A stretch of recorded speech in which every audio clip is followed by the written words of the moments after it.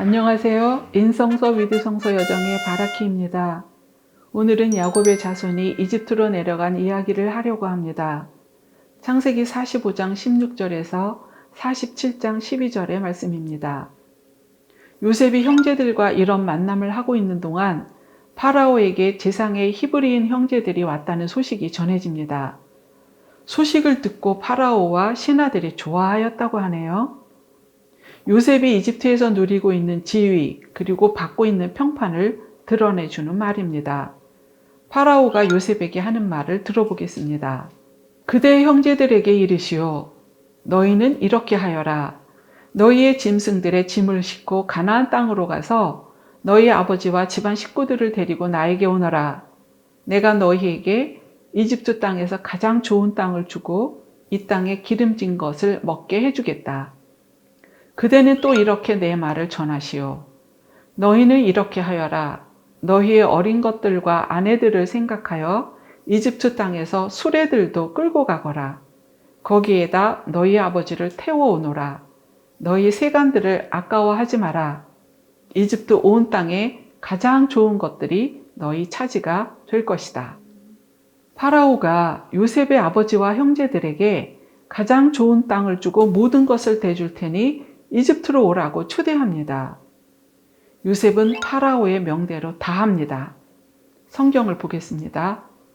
이스라엘의 아들들에게 수레들을 내주고 여행 양식도 마련해 주었다. 그리고 그들 모두에게 예복을 한 벌씩 주고 베냐민에게는 은전 300립과 예복 5벌을 주었다.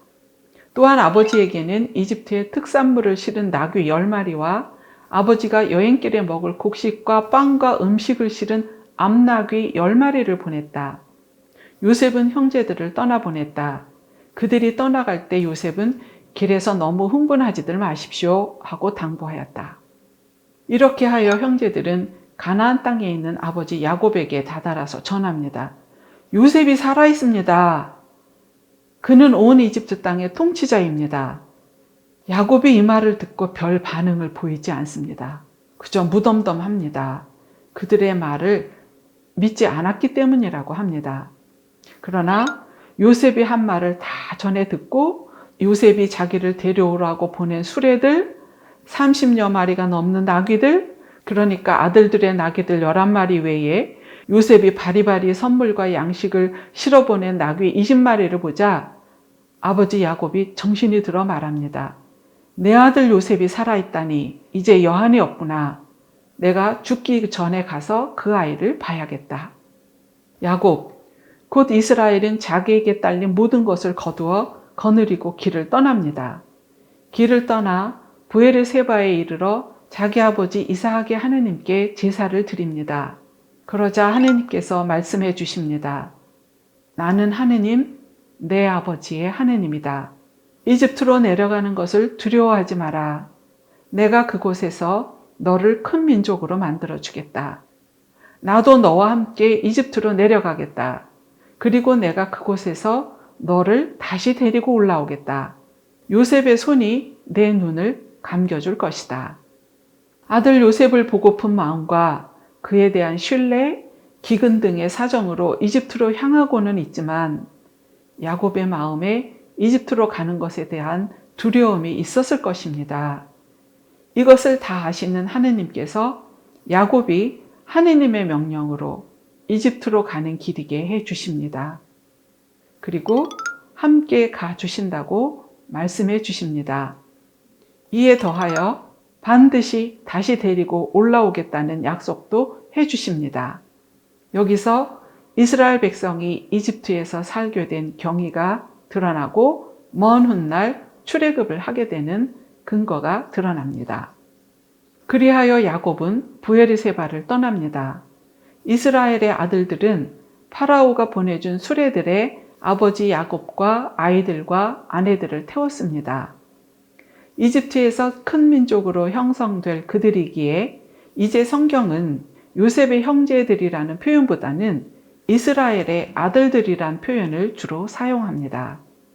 그들은 가나안 땅에서 얻은 가축과 재산을 가지고 이집트로 들어갔습니다. 야곱과 그의 모든 자손, 아들과 손자, 딸과 손녀 모두를 거느리고 이집트로 들어갔습니다. 이스라엘이 이집트에서 살게 된 것입니다. 성경은 여기서 이집트로 들어간 이스라엘인들, 곧 야곱과 그 아들들의 이름을 중요하게 열거하여 전해주는데, 이들이 앞으로 형성될 이스라엘 12지파의 조상들입니다. 먼저 레아에게서 난 6명의 아들들, 루벤, 시메온, 레위, 유다, 이사카르, 즈불룬과 그리고 그의 아들들 이름이 열거됩니다. 이 밖에 딸 디나가 있다고 언급하며 이들이 모두 33명이라고 알려줍니다. 다음에 레아의 몸종인 질파가 낳은 야곱의 아들들은 가드, 아세르이고, 그리고 그들의 아들들과 더불어 16명의 이름이 소개됩니다.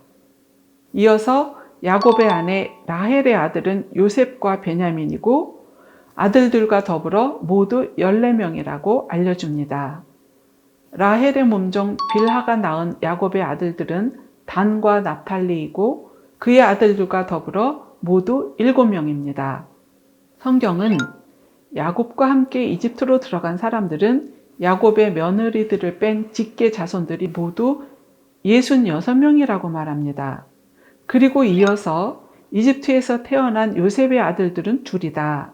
그래서 이집트로 들어간 야곱의 집안 숫자는 모두 70명이다 라고 합니다. 여기 숫자는 명확하지 않은 부분이 있습니다. 우선 유다의 아들이라고 나온 에르와 오나는 가나안에서 이미 죽었습니다. 요셉의 아들 에프라임과 므낫세는 이집트에서 태어났으니 이집트로 들어간 사람들 명단에 포함될 수가 없는데 포함되어 있습니다.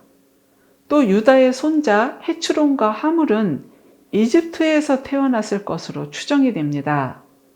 그런가 하면 레아도 이미 죽어서 막펠라에 묻혀 있다는 점들이 이 숫자에 의문을 갖게 합니다. 그러니 66이라는 숫자는 아마도 야곱이 이집트로 들어갈 당시 야곱 가문에 속했던 사람들 모두를 나열한 것으로 보는 것이 합당할 것 같습니다. 그리고 70이라는 합계도 산출 근거가 없습니다. 그래서 여기에 쓰인 것은 실제적인 숫자가 아니라 이상적이고 완전을 뜻하는 상징적인 의미로 사용한 것이라는 해석을 합니다. 그래도 이상하기는 합니다. 하긴 사도행전 7장 14절을 보면 요셉은 사람을 보내어 아버지 야곱과 75명이나 되는 자기 친족을 모두 불러오게 하였습니다. 라며 75이라고 하기도 합니다. 성경은 이들의 이름을 소중하게 알려줍니다. 이들이 야곱, 곧 이스라엘의 자손들로서 이집트에서 살며 번성하게 되기 때문입니다. 그리고 훗날에 60만 명이 넘는 큰 민족을 형성하게 될 이들의 조상들입니다. 이집트 땅에서 나온 그 이듬해에 시나이 광야에서 인구조사를 하거든요. 그때 레위인들을 빼고도 이스라엘에서 전쟁에 나갈 수 있는 20살 이상 된 사람으로서 집안별로 사열을 받은 이스라엘의 모든 자손의 수는 곧 사열을 받은 이들의 총수는 60만 3,550명이었다고 합니다.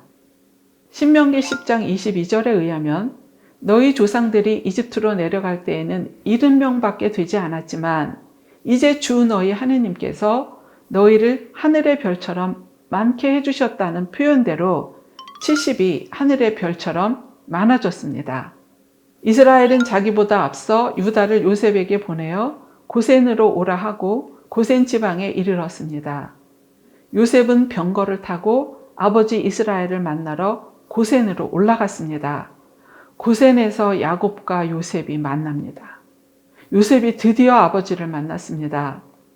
아버지를 보자마자 목을 껴안고는 한참을 울었습니다. 이스라엘이 말합니다. 내가 이렇게 너의 얼굴을 보고 내가 살아있는 것을 알았으니 이제는 기꺼이 죽을 수 있겠구나. 유괴되어 헤어졌던 아들, 잃었던 아들, 죽은 줄 알았던 아들을 되찾는 아버지, 헤어진 아버지, 잃어버린 아버지를 다시 만나는 아들, 이 둘이 만나는 장면입니다. 둘이 보낸 지난한 세월이 이렇게 모퉁이를 돌아 다른 국면으로 나아갑니다. 이제 요셉은 형제들이 이집트에 정착할 수 있는 방법을 찾습니다. 먼저 야곱과 그 아들들을 파라오에게 인사시킬 준비를 합니다. 형제들에게 파라오를 아련했을 때 대답해야 하는 말을 준비시켜주고 그들 가운데에서 5사람만을 가려서 파라오를 만나게 합니다.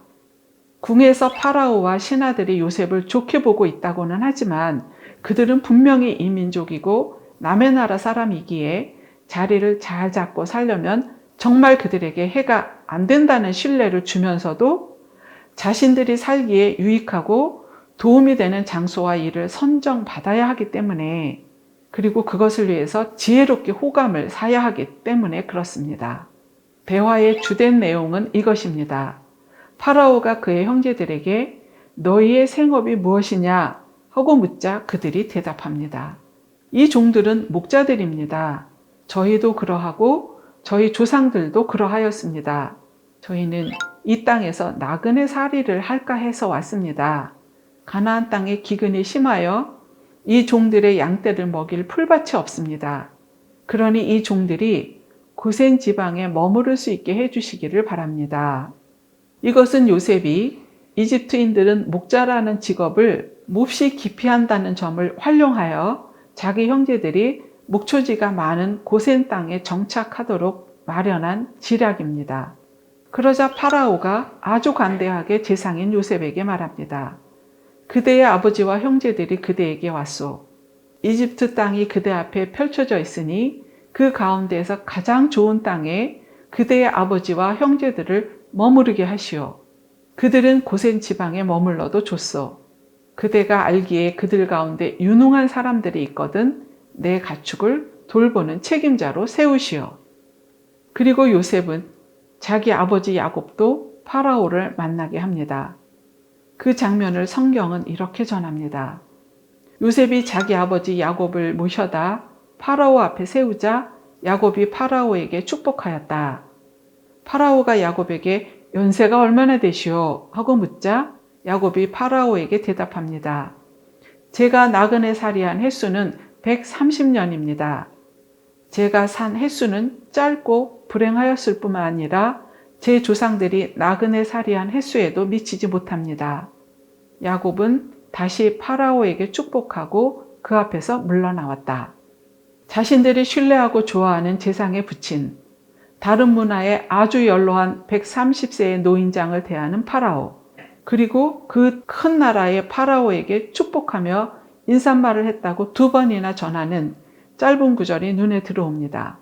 47장 7절, 자기 아버지 야곱을 모셔다 파라오 앞에 세우자 야곱이 파라오에게 축복하였다. 47장 10절, 야곱은 다시 파라오에게 축복하고 그 앞에서 물러나왔다. 야곱이 다른 민족을 축복하는 사람의 모습으로 나타납니다. 야곱이 살아온 축복과 얽힌 삶이 주마등처럼 스쳐갑니다. 축복의 사람으로 무르익은 야곱의 모습입니다. 아브라함처럼, 이삭처럼 야곱, 곧 이스라엘도 축복을 전하는 사람이고 복이 되는 사람입니다. 요셉은 파라오가 분부한 대로 자기 아버지와 형제들을 고센이 아니라 이집트 땅에서 가장 좋은 곳인 라메세스 지방에 머무르게 하고 그들에게 소유지도 떼어줍니다. 요셉은 45장 10절에서 말한 대로 고센 지방에 자리 잡게 되시면 아버지께서는 아들들과 손자들, 그리고 양떼와 소떼 등 모든 재산과 더불어 저와 가까이 계실 수 있다고 생각해서 고센을 택했으나 파라오가 고센 지방에 머물러도 좋으나 가장 좋은 땅에 머무르게 하라고 했으니 더 좋은 라메세스를 선정한 것입니다. 고센은 라메세스 성 부근에 있으며 그 지역에 있는 성읍의 후대 이름이라고 합니다. 그리고 아버지와 형제들과 아버지의 온 집안에 그 식솔 수대로 양식을 대줍니다. 이렇게 이스라엘의 자손들이 이집트 땅에 자리 잡고 살아가게 됩니다.